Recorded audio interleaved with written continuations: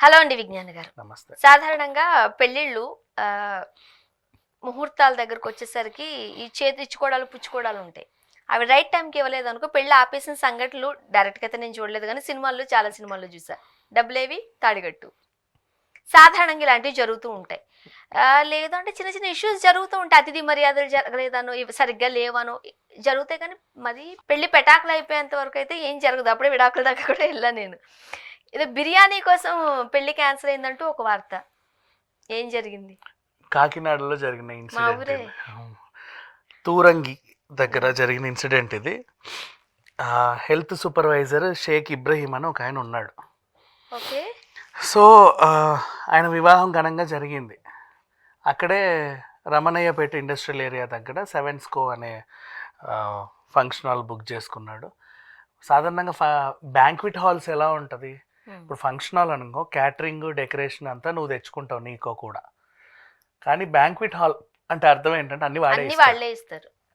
Per plate ఇంత అని charge ఉంటుంది. అన్ని వాళ్ళే ఇచ్చి ఆ హాల్ ఉంటది కదా, దానికి ఛార్జ్ చేయరు. కొంతమంది చేస్తున్నారమ్మా ఈ మధ్యలో ప్లేటు ప్లస్ హాల్ ఛార్జీలు కొంతమంది చేస్తున్నారు, కొంతమంది చేయట్లేదు. అసలు ప్లేట్ కాస్టే ఇవ్వాలి చెప్పాలంటే. ఫుడ్ తీసుకుంటారు, డెకరేషన్ కూడా వాళ్ళ టీమే చేస్తారు, మనం కూడా అన్ని వాళ్ళే. కరెంట్ దీనికి వేస్తారు తప్ప నువ్వు హాల్ వాడుకోవడం ఫ్రీ, మోస్ట్లీ ఫ్రీ. ఈ మధ్య కొంతమంది ఛార్జ్ చేస్తున్నారు. అండ్ ఇంకొకటి డెకరేషన్ వాడు చెప్పిన వాడి దగ్గరే చేయించుకోవాలి, అన్ని ఇవే వీళ్ళవే. సో ఇట్లాంటివి ఉంటాయి. కొంతమంది ఏంటంటే ఇక ఈ వెతకలేని వాళ్ళు, అన్నీ వెతుక్కోలేని వాళ్ళు ప్యాకేజ్ ఇచ్చేస్తారు, ఎంతో కొంత మాట్లాడుకొని. పెద్ద ఇరగ తీసే ప్యాకేజ్ కూడా ఏం కాదు, 250 రూపీస్ ఏ ప్లేట్. మటన్తో అమ్మ మటన్ బిర్యానీ లేదా చికెన్ కర్రీ లేదా చికెన్ బిర్యానీ లేదా మటన్ కర్రీ ఇలా ఉండి the flow goes on. So వీళ్ళు కూడా mutton biryani with chicken curry and ఏదో ఫ్రై ఐటమ్ ఇంకేవేవేవేవో అలా పోద్ది. వెజ్ ఐటమ్స్ అయితే గ్యారంటీ ఉంటాయి, మనకు తెలిసిందే. ఇది ఒప్పుకున్నారు. ఈయనకు జరిగిన మొత్తం చుట్టాలు పట్టాలు అందరూ కూడా ఎగబడ్డారు. 250 ప్లేట్స్ అంటే ఎంతమంది, మహా అయితే 200 మంది.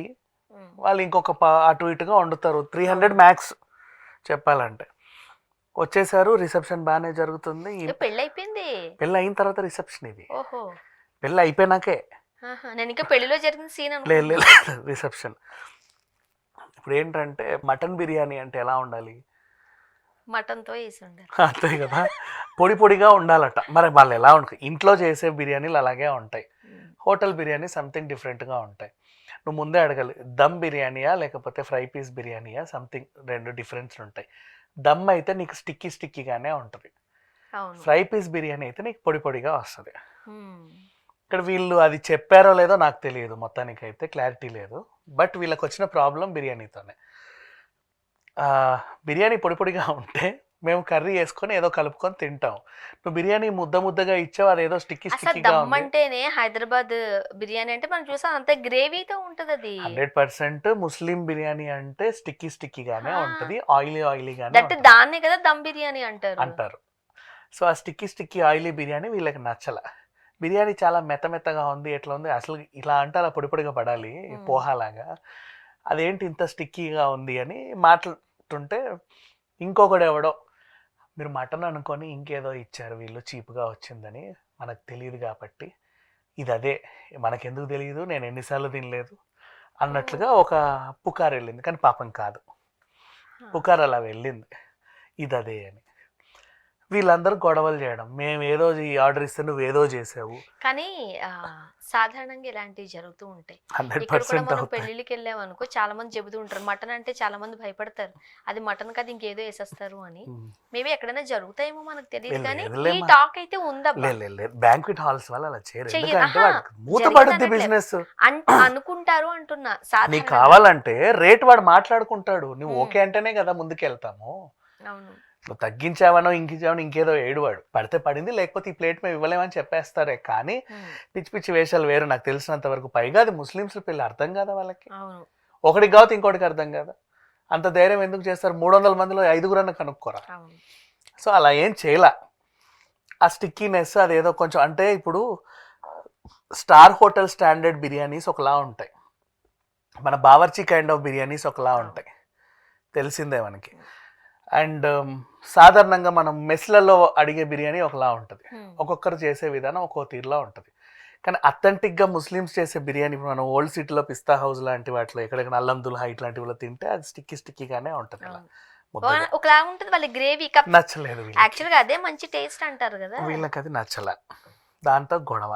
ఈ గొడవ కాస్త ఎక్కడికి వెళ్ళిందంటే రిసెప్షన్ ఎవరు ఇస్తారు? అమ్మాయి వాళ్ళ అబ్బాయి వాళ్ళ అబ్బాయి తరఫున వాళ్ళు. ఓకే.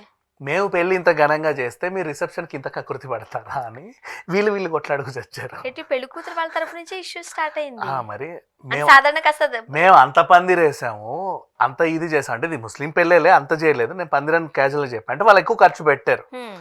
నేను ఇంత ఖర్చు పెట్టి ఆ స్వీట్లు హలీంలు ఇంత చేసి అంత పొడవునా ఇస్తే మీరు ఏదో బ్యాంక్వెట్ హాల్ పెట్టేసి తూతూ మంత్రంగా ఇలా కానిచ్చేస్తారా అని చెప్పేసి వీళ్ళకి గొడవ. అక్కడ రేట్ బయటపడింది, ప్లేట్ 250 అని. హోటల్ బిల్లు ఆ ట్యాక్స్లు గీక్స్లు కలిపి 27,000 అయింది. అంతే. 27,000 ఇంతమందిని పిలిస్తే ఇంత చీప్గా పెడతారా? మేము ఎంత పెట్టామో తెలుసా, ఎన్ని లక్షలు అయిందో తెలుసా అని వాళ్ళు. ఇక్కడ ఆ భేదంతో గొడవ వచ్చేసి కటీఫ్ చెప్పుకున్నారు. 3 తలాక్ తప్ప మిగతావన్నీ చెప్పుకున్నారు. ఓకే, చెప్పుకోవచ్చు. అది కూడా అక్కడ దాకా వెళ్ళింది మ్యాటర్ బేసికల్లీ. అయితే ఇప్పుడు హోటల్ యాజమాన్యం ఏం చేసింది, మా డబ్బులు మాకు కట్టేసి మీరు బయటకు వెళ్ళి కొట్లాడుకోండి అని వాళ్ళు. అసలు మీ వల్లే మాకు గొడవ వచ్చిందని వీళ్ళు. డబ్బులు కట్టలేదా ఇంతకే? కడతారు, ఎందుకు కట్టరు? బుక్ చేసుకున్నాక వంట పెడితే ఖచ్చితంగా కట్టాలి. నీకు నచ్చకపోతే తినడం మానే కానీ ఎదురుదాడి చేయొద్దు. అయితే వీళ్ళు ఏం చేశారంటే ఇంకో అడుగు ముందుకేసి ఫుడ్ సేఫ్టీ అధికారులను పిలిచి శాంపిల్స్ ఇచ్చారు. అది మటన్ అవునా కాదా? మటన్ అవునా కాదా పక్కన పెట్టేస్తే ఇప్పుడు ఆ శాంపిల్స్లో ఏదో ఒకటి అటు ఇటు గాంధీ ఏదైనా బయటపడితే ఇక వీళ్ళ హోటల్ మూసుకోవాల్సి వస్తుంది, ఈ బ్యాంక్వెట్ హాల్ మూసుకోవాల్సి కానీ వస్తుంది. అంతవరకు పిలిచారని అంటే వాళ్ళకి ఎందుకు వచ్చిందో అంత పెద్ద డౌట్ కూడా ఆలోచించాల్సిన విషయమే.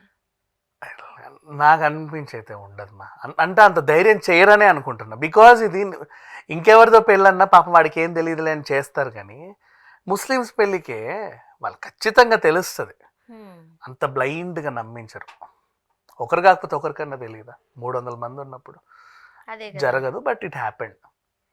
ఇప్పుడైతే ఫుడ్ సేఫ్టీ అధికారులు ఏం చెప్తారో చూడాలి. అండ్ వాళ్ళ కిచెన్స్ ఆ సరంజామా అంతా క్లీన్గా లేకపోతే కనుక ఇది ఇటుపోయి ఈ గొడవ ఇక్కడ స్టార్ట్ అయ్యి ఎక్కడికో వెళ్ళి వీళ్ళ దగ్గర క్లీన్లెస్ లేదు, వీళ్ళ వల్ల జనాలకు జబ్బులు వస్తున్నాయి, వీళ్ళు పిచ్చి పిచ్చి వంటలు వండుతున్నారని మొత్తం ఆ ఫంక్షన్ మూసేస్తారు బ్యాంక్వెట్ హాల్. ఇబ్బందికరమైన పరిస్థితి.